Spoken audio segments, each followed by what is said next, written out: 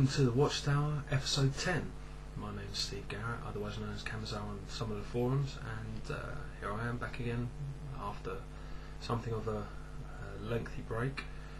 And I'm going to give you the lowdown on what's happening in the world of Versus, my opinions, thoughts, and a couple of other new bits and pieces. So first off, what's been happening? Well, I've had quite a lengthy break for those of you who subscribe to the show. It was just before Christmas, my PC blew up, and I eventually went and got a new PC, and it came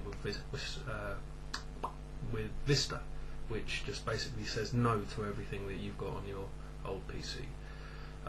Vista's great in theory, but the fact that it's incompatible with everything, including the video editing software, the camera, everything, it's just a complete nightmare. I eventually got it working a little bit, enough to throw out episode 9, which was rubbish, no production or anything on it, and I apologise for that, but it's back to a stage now where I can record a show. I've got my laptop up and running, and I can record a show with that. So that was me. Christmas was good, great with the kids, fun. DC Legends came out, had a blast with that, fantastic set, and that's pretty much it. It was a good month, and had a lot of fun. Played some Versus down at a local store, which is picking up in numbers of players and numbers of sales as well, which is good. So it's been good. So that's it from me. But what's been happening in the world of Versus? Well, not an awful lot. DC Legends has come out and it's being played to death because basically people haven't got anything else on New Media Horizon. There's not going to be another set until about May time, I believe, so people are playing DC Legends and they're playing it hard, which is good because it's a great set. We've got some interesting things coming up on the future with the Mega Weekend.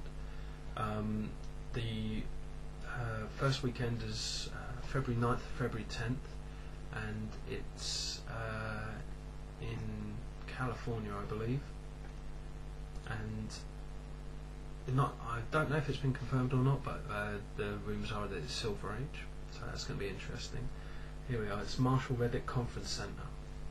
It's being held, and you can go to vsystem.com, go to the bottom of the page, and it's in there, Irvine, California, I believe that is. And it's got a map of the location, but there's no actual details of the event itself. So we'll just have to wait and see what develops from there. But that's pretty much it. You've got the Mega Weekends, you've got the World Championships that have been announced, and not a lot of details finalised. So, well, if they've been finalised, we've not been told about them. So there's not a lot for people to really get super excited about. The set itself that we're currently playing with is great, and it seems to be bringing a lot of new players back in. I know it has locally, and we've even seen a lot of the old players pop up on versusrealms.com. For instance, I just saw Shane Wiggins, a very successful pro player.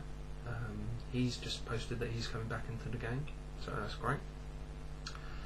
I wonder how many other pros will come back. Shane, got no problems with Shane, seems like a nice guy. I don't really know him, exchange a few messages backwards and forwards, but I don't particularly know him. But he doesn't strike me as the one who just, like soulless cash is the only reward type of player. So good to see him coming back. What else has happened? Oh yeah, you may or may not have caught The Ringers Chosen, the podcast hosted by Squire and Cliff. They put out a weekly podcast which is fantastic. You can pick it up on iTunes, search for The Ringers Chosen, or you can pick it up via versusrealms.com. And I actually got to go on there as a special guest, and we did a portion of the set review. We had a look at the Injustice Gang cards, reviewed those. That was great fun, really good fun. I really enjoyed myself doing that. Squire and Cliff, you're great guys, worked really hard. Thank you so much. I had great fun.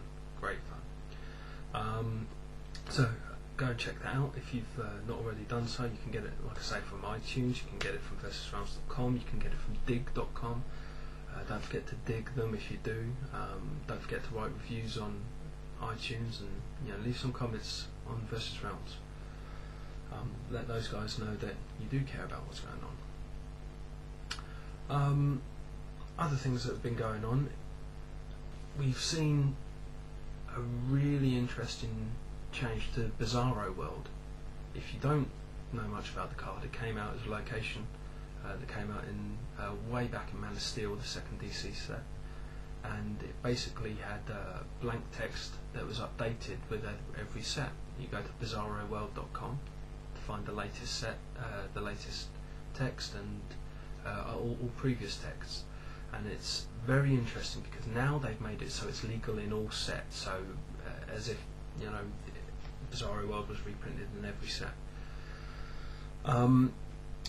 which is great because some of those effects have been fantastic but not actually come to anything, because it's been way back in Man of Steel.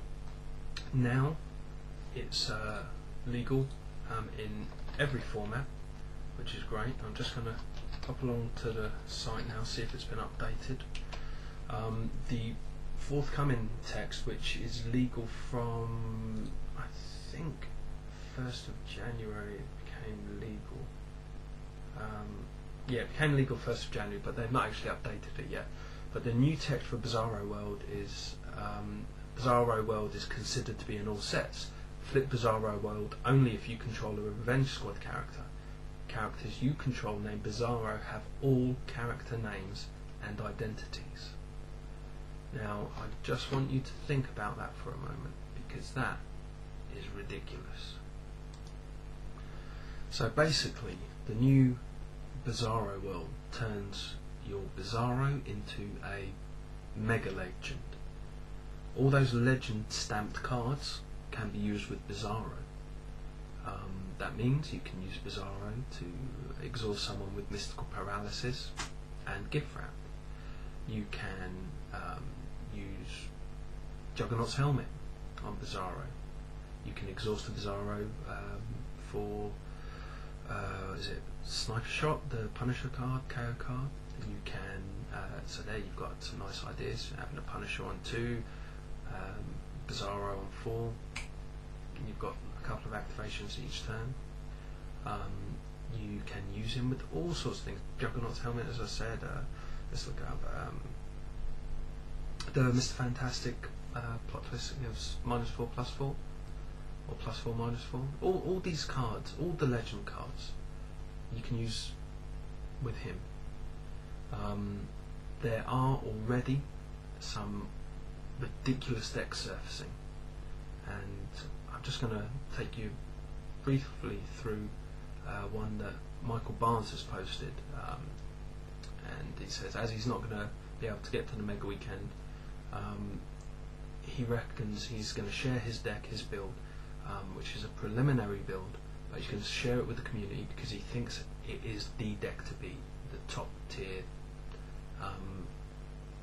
absolute best deck out there at the minute.